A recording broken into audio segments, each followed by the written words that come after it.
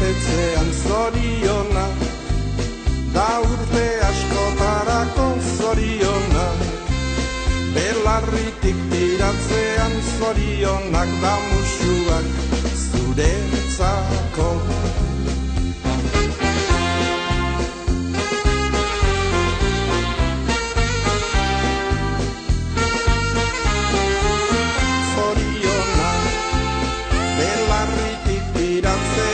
Zorionak da musuak zuretzako.